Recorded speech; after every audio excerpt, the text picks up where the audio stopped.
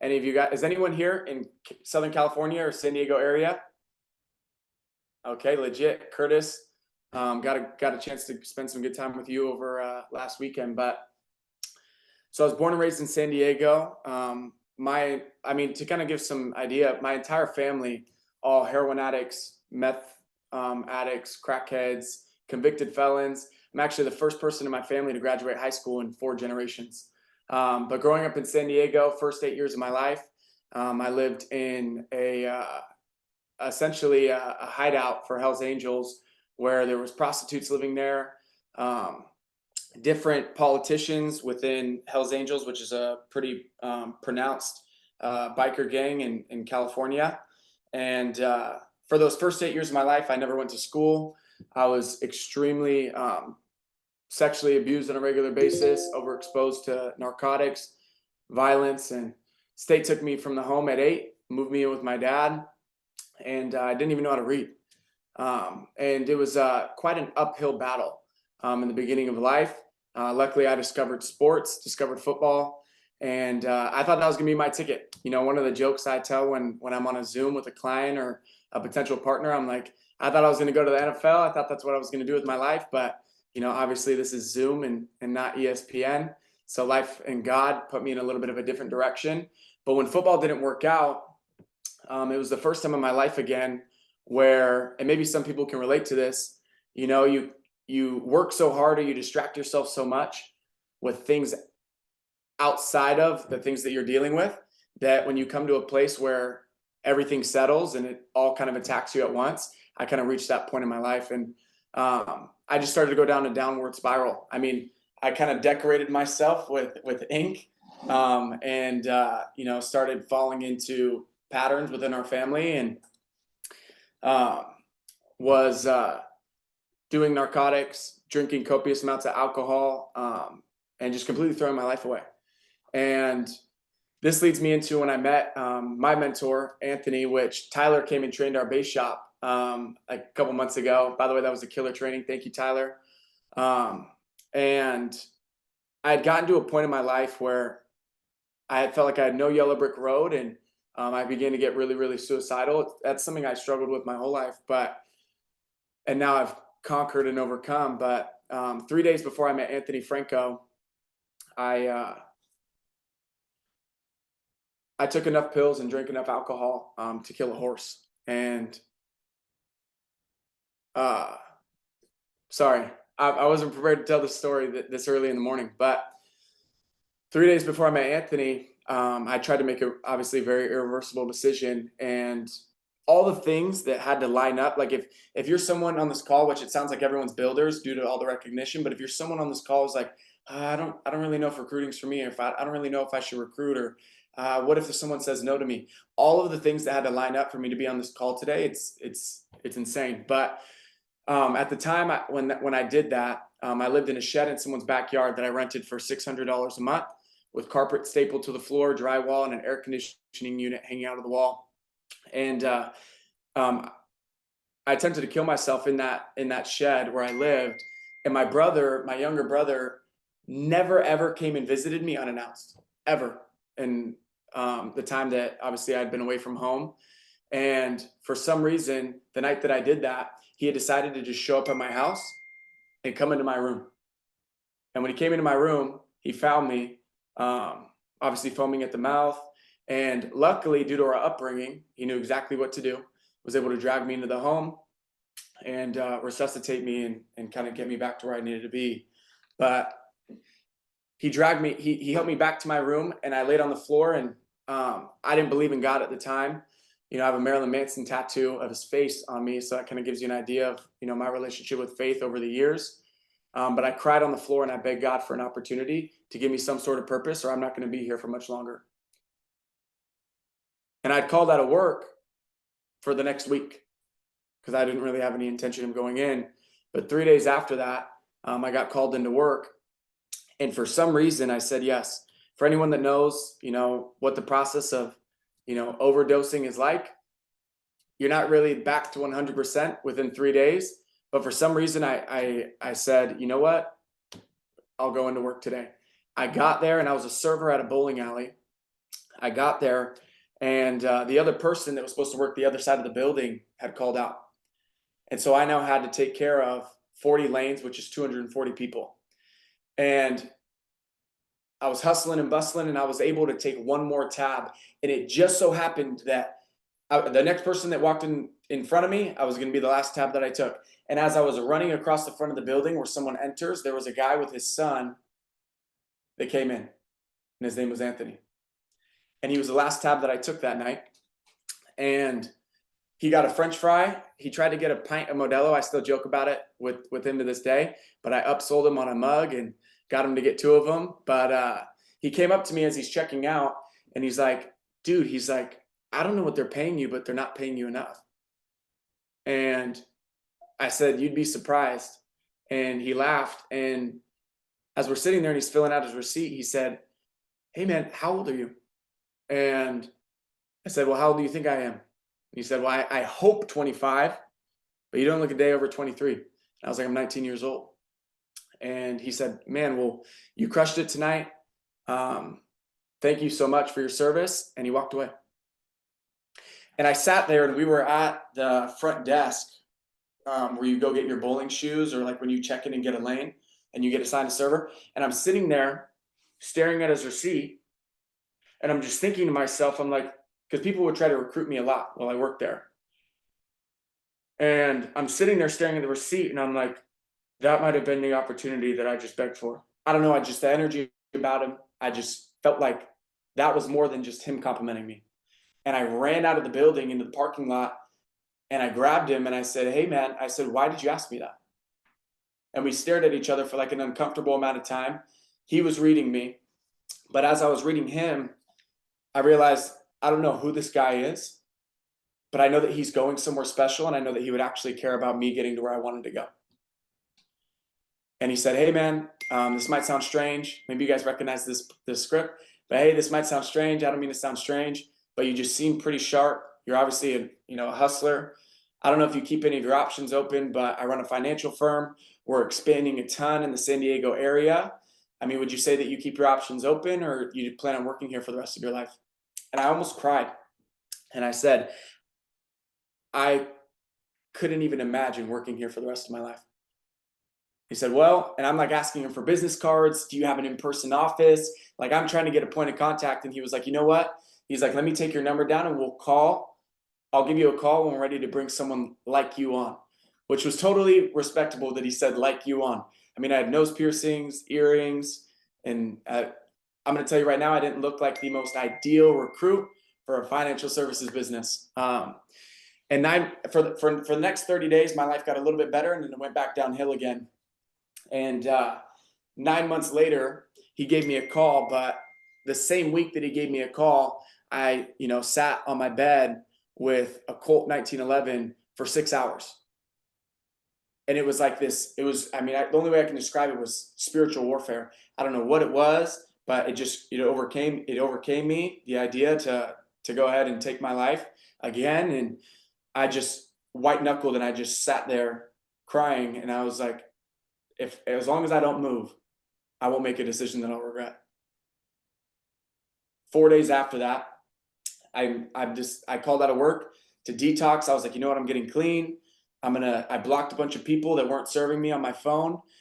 And I was detoxing in my room, in my chonies, sitting on my couch. And I got a call from a number that I didn't know. And I almost didn't answer it. And then I answered it super aggressively. I was like, who's this? I mean, when you're living a sketchy lifestyle and someone you don't know calls you, it's usually not for a good reason. And he was like, hey, what's going on? Is this tour? And I said, yeah. I said, who the F is this? And I don't know why he didn't hang up on me, but he didn't. He said, hey, man, I don't know like who you think this might be, but my name's Anthony Franco. Me and my son met you at the bowling alley a number of months back. My tune completely switched, and I was like, oh my gosh, I'm so sorry. Are you still offering opportunities? Is there any way that you guys are still interviewing? He put me on an interview with a guy named Logan Alix, who everyone that was on our boat got to meet. I went on the interview, got recruited. That following weekend, they had a retreat out here in Fallbrook. I showed up to the retreat, and while I was there, I called my boss and I quit my job. I didn't even know you needed a license at the time, but I quit my job. and decided I'm going to do everything that I possibly can to become a better version of myself. And I'm just going to emulate the people that I'm being surrounded with. And Anthony, he was like, hey, for my first day in the office, hey, I'm not going to train or mentor you until you have a car. I only rode a motorcycle.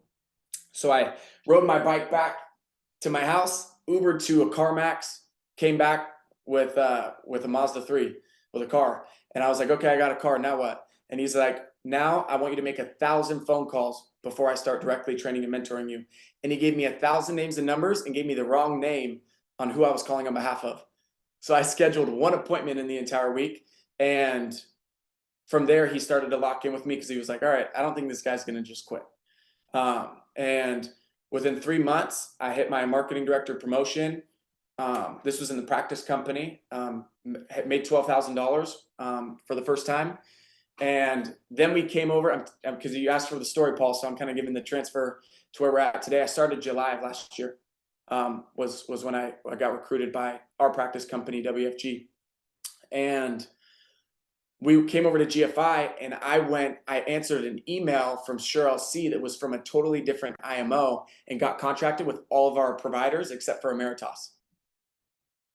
So basically what that means for anyone that's a little bit newer is I couldn't submit a single piece of business with any of our providers until this other random company called Creative One accepted transferring me back to GFI.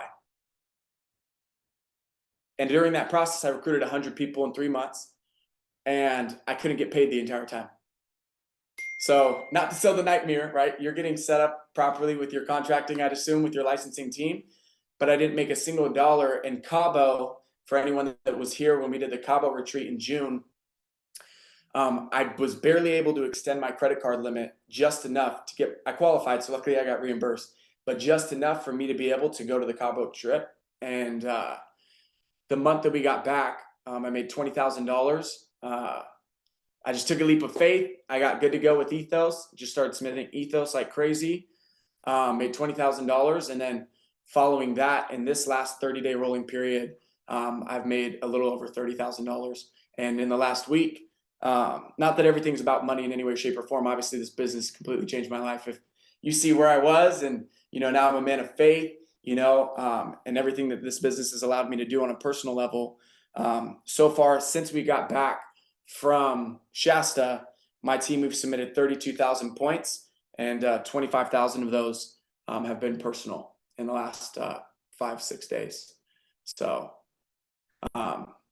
yeah, I mean, I guess that's my story leading up to now. Obviously, we're writing the rest of it, but Paul asked me to talk about what I feel like has allowed me to, because obviously there's people who are making more money than me on this call, but what has allowed me to come from where I was at to where I'm at now as quickly as I have. And it's just an upfront decision that this is where you're planting your flag. Like I told myself, I said, I don't care what comes to me. Someone could offer me $100 million check. That would be excruciatingly painful to say no to, but I'm dedicated. I won't make a single dollar outside of this. And this is what I'm going to do with the rest of my life. I'm going to change people's lives like mine was changed. I'm going to make big money. I'm going to help people with the services that we have to offer, because people where I come from don't get this kind of financial help. And nothing is going to become more important than this, except for my family and my faith. And I'm willing to make temporary sacrifices to have the time that I want with them, so that I can have more quality time in the future. And so I think that obsession is a big deal, but also condensing timeframes. I think one thing that I've been, able to do somewhat well is condensing timeframes. So like when I recruit someone and we go on training and we do their 10-day fast start, which is like their day one, right? Their PFR, day two. I do that in sometimes one day. So like I'll meet someone, recruit them, do their day one orientation, write them up for a policy, and get a top 200 to 300 list in one day. And if you do that with every recruit and you get 20 to 30, it allows you to kind of condense time frames and be able to squeeze out a lot of production in a short period of time. But I mean, I don't know if you want to do questions, Paul. Like I said, I wasn't necessarily super prepared. Hopefully that didn't make anyone uncomfortable. Kind of getting a little bit intense on some of those areas, and hopefully that was helpful if someone hit them emotionally and makes them want to move. Yeah, Tyler, if you have any questions, let me know. But you got few things, man. So you, just to confirm, you started July last year, which is technically 13 months ago. Is that correct? Yeah. Unbelievable. So part of this also, um, as I'm listening to your story, a lot of times people will label themselves, oh, I'm not a good recruiter, or I don't know how to recruit. Well, the problem is it's not about you, man. You know what I mean? It's like about the torrents in the world that need to be saved. And there's a bunch of them, whether they're in their 40s or they're 19 years old or they're 60 years old, and this is their only shot to retire. When I met Tita Lizan, who's on the call here, she was 59 and a half. She thought she was going to retire happily ever after. We went down the list of her Social Security and 2 different pensions, which is technically 3 pensions, and it wasn't enough. But she never seen those numbers. She had 12 different policies.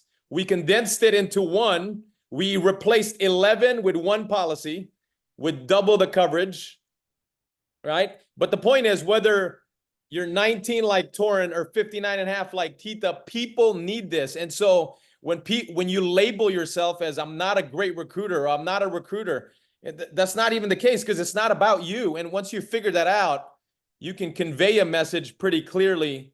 And it's not even about that. It's not about, it's about having a conversation, changing someone's lives. And so I want to ask you, when you talked about, obviously there's a few things working out for you. One is you've kind of put a line on the sand where you go, this is where I'm going to win, or send the flowers, right? And so there's a big power on that, just because there's literally, and then you refuse to make money anywhere else, right? It's the first. In fact, I sold all my properties, everything that I was making money at before. I said, if I'm going to do a big move here in GFI, I had to get rid of everything. So I sold every property I had in California. One, I didn't want anything to do with any kind of property in California whatsoever.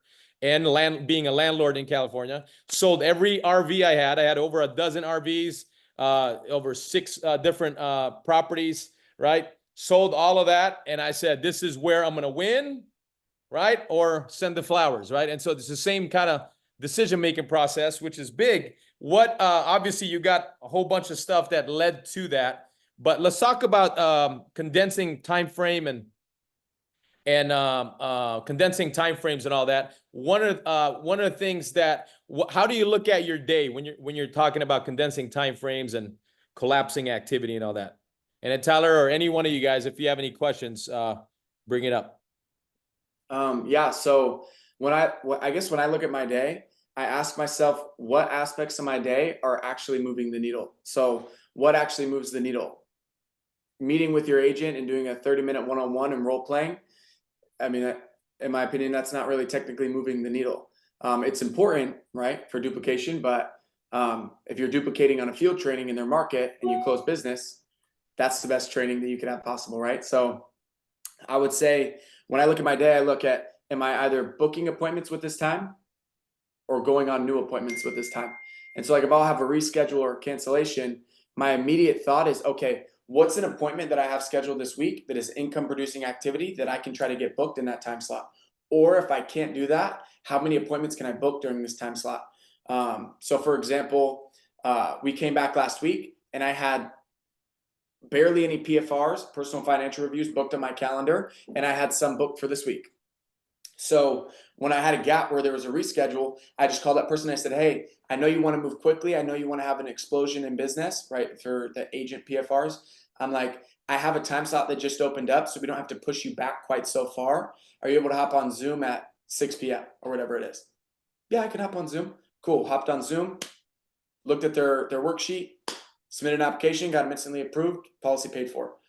So I would say it's just whenever you have dead space in your calendar, how can I do something that's actually going to move the needle, which is either booking appointments or moving income producing activity or appointments into that time slot, is I'd say the easiest way to put it.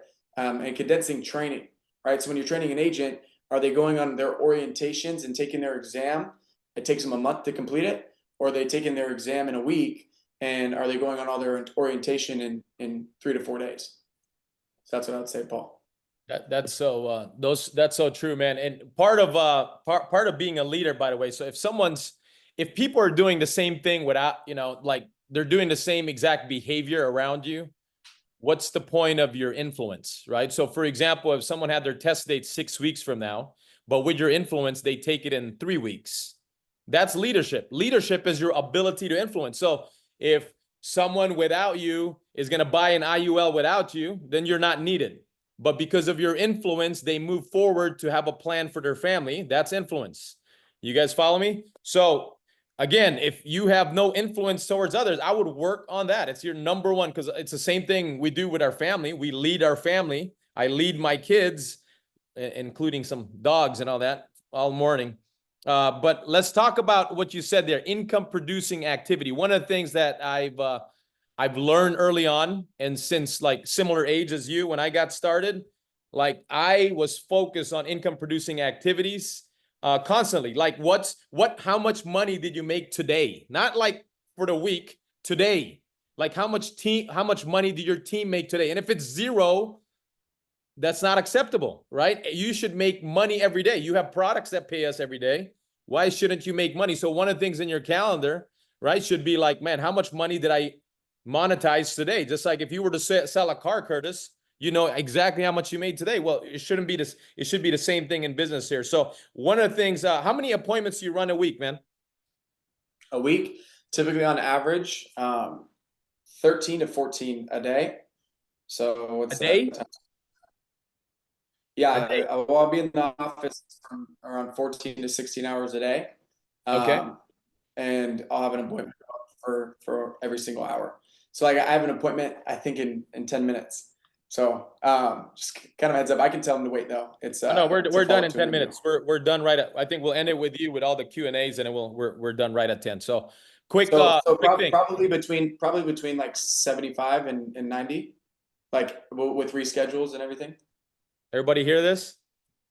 There's where the rubber meets the roads is appointments. The person with the most appointments wins. The team with the most appointment wins, right? So if there's a team with 1,000 appointments a week, and you have, I don't care if you have the biggest rollovers, it doesn't matter. The biggest cases, the team with 1,000 appointments will outdo no matter what, right? You can't physically do 1,000 appointments a week unless you have a team.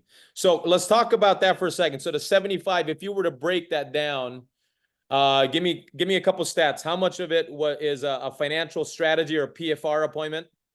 How many of that would you say, give or take? I would say it's primarily dominated by hiring interviews. Okay, good. I would say 50% of it is either personal financial reviews or field training appointments, and the other 50% is hiring interviews or orientations. Okay, and then these field training appointments, tell us about how it's set up. Give us a little overview on that. So like you're talking about 45 appointments, like 35 to 45 is basically money-making activity. And then the hiring interview obviously leads to money-making activity once they go on and do that. So everything kind of leads to that. But so let's talk about what's the field training process like? How are these being set up? Is it just talk about a little bit about that? Is it Ethor, or do they know it's for financial? Tell us about that. Ethor, always Ethor. Okay. Hey, I'm Got it. excited. I'm in training. I'd love your opinion, and I'm looking for referrals every single time. Got it. Every once in a while, you have an agent that generates, or like on my team, I'll have an agent that generates interest in the products, and then they leverage. But I would say 98% of the time, it's just them calling their own warm market to get training.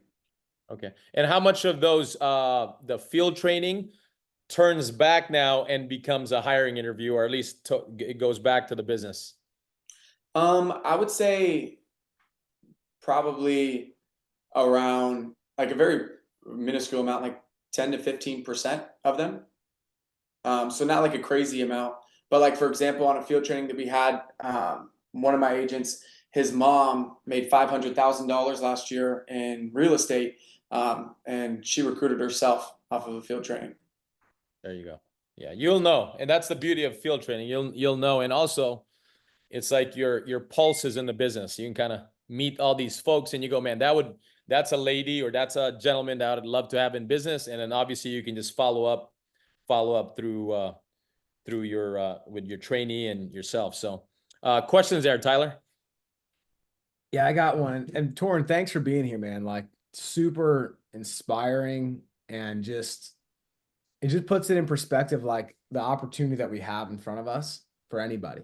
You know what I mean? Like if you were able to do it from coming from where you came from, like it kind of cuts all the slack to be like, I don't know if this can work for me because of whatever reason. It's like you made it work. You didn't have a excuse or anything, and you just went out and made it happen. So just shout out to you, man. I texted Anthony. I was like, bro, this guy's a stud and he's an absolute killer. So when you were talking, I was like, this is crazy. Thank you, man. Yeah, yeah, absolutely, man. One thing that I was just thinking when you were talking is like, we got a lot of people right now that are kind of in this, this is sort of new for us model still, but we're working out all of our kinks, obviously. And I think that just when it's been about 13 or 14 months or whatever it has been for you. And so you've definitely moved up the ladder in like positioning or excuse me, like I call it like different roles. Like maybe at the beginning, like someone starts as a referral partner and then they move to being full-time and they're recruiting, or maybe it's to become a CFT and they're helping other people because they don't know how to recruit yet, or they haven't taken that on yet. And then they're building their own team. It's like, can you kind of speak to that different stage of where people may be and kind of like how to jump to the next level or running hard inside of that role, or just kind of like what you did during that process? Because at the beginning, sometimes you look up the mountain and you go, man, these guys have been doing it for a year. Of course they're succeeding, they have a team or whatever it is. So, and I know that there's a process to it for everybody, right? Yeah, for sure. I would say, the easiest way to eat an elephant is one bite at a time.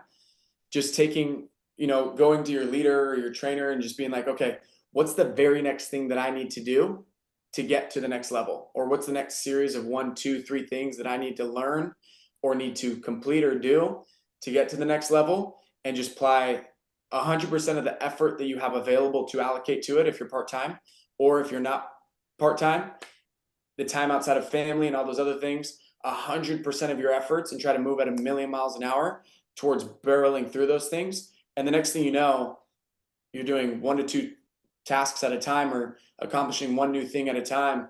And then you look up and you're like, oh, wow, I just moved up. Like you were using rungs of a ladder almost. I just moved up 3 rungs of the ladder in 45 days because I was just intentional about each next step. That's really good. That's really good, man. Paul, you got anything else? That was Any other questions, you guys? I have a This is question. time. Hey, Torin, so What's going on, bro? how do you get people, how's it going? How do you get your new recruits or just people in general, how do you get them into that mindset of a referral? Because there's times where I'll ask for the referral, but then they kind of take it as a whatever, or or even just like the new recruits, how do you get them in the mindset of what the list of 100 referrals are? How do you get that to get, to put out or whatever? Yeah. So you mean like referrals from like, I mean, obviously you want a partner for their business marketing plan is what we call it. But you mean like also a referral, like on an appointment where they say no, and so you ask for a referral, or are you asking both? Or Yeah, just, yeah, kind of both. Yeah. I get told no all the time when I ask for a referral. To me, I look at it as like it's kind of a shot in the dark. They're not interested. So for them to see so much value in it, to they're like, this wouldn't help me. Someone, you know what I mean? So I just don't take it personally. I'm like, you already said no, right? Is there anyone that you know? And I describe what I'm looking for. So I'm like, is there anyone else that you know that might have an old 401k or just left a company, or just be specific about what you're asking for? And the likelihood that you get the referral you're looking for is a little bit higher than just, hey, who do you know that could benefit from this? Well, they don't even see how they can benefit from it, so they're not going to know. So ask like for specifically for what you want.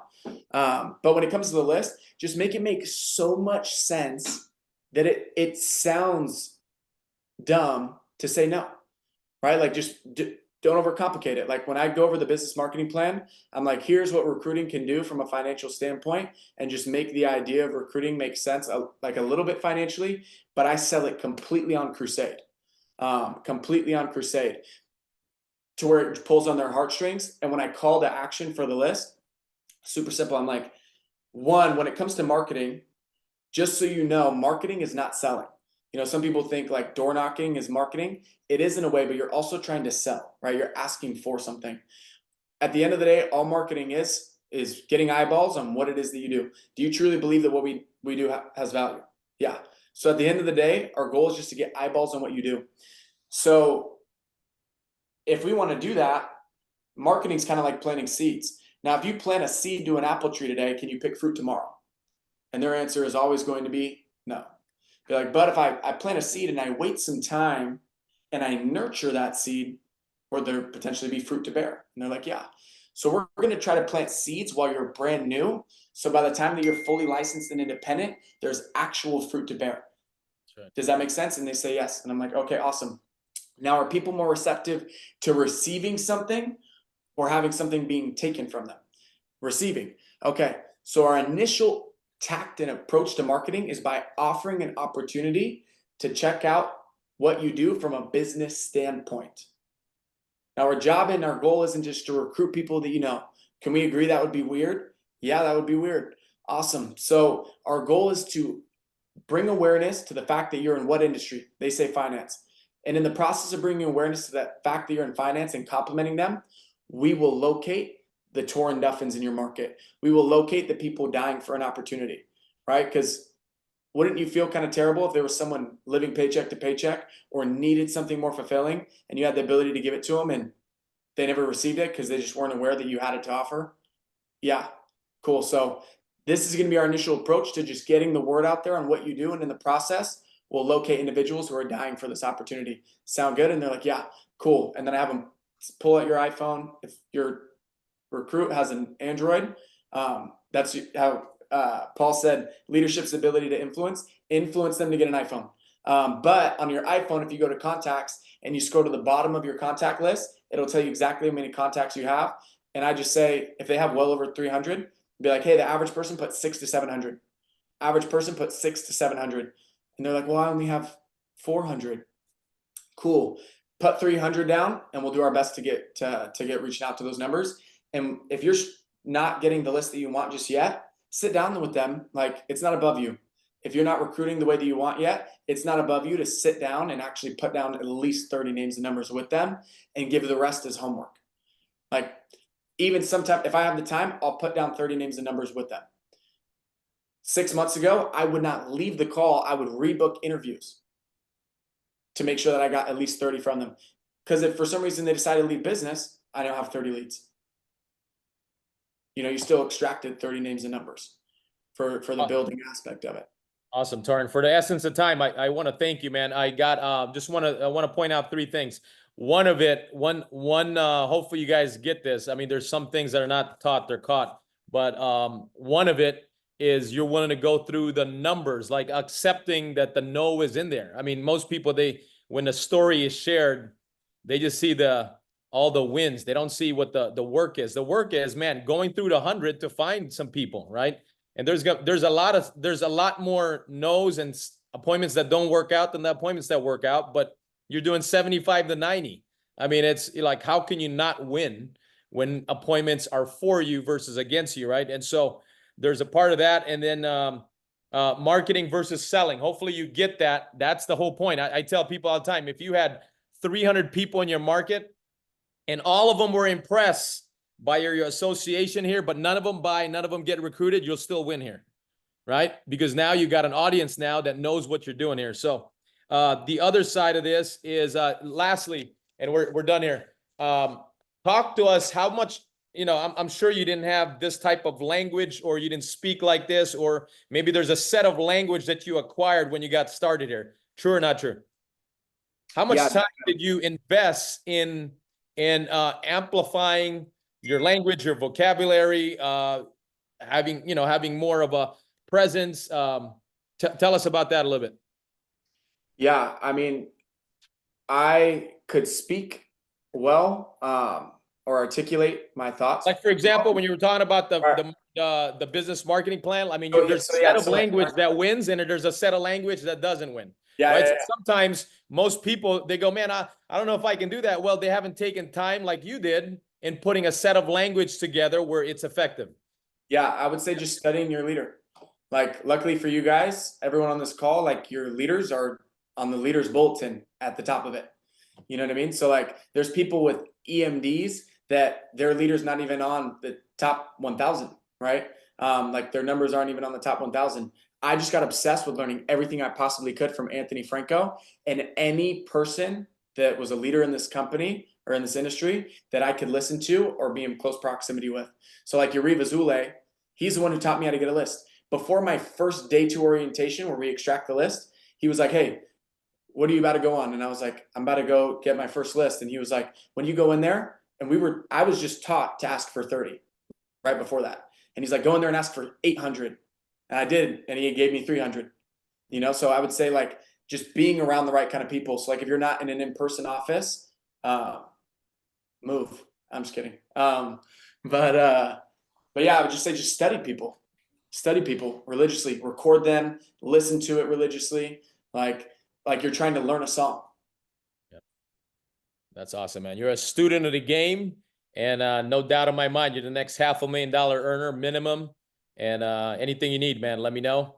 Appreciate you for being vulnerable today and sharing everything.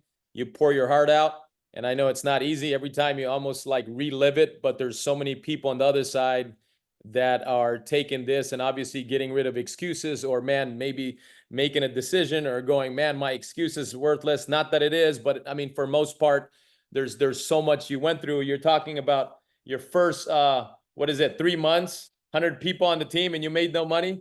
Most people would just be a pessimist, negative asshole at the end of that 90 days, but you still pursued and put a smile on your face and still keep on keeping on. And so there's a lot of those intangibles I look at. Those are profiles of a freaking giant, man. And so I absolutely, man, just wanted to thank you for sharing again, man.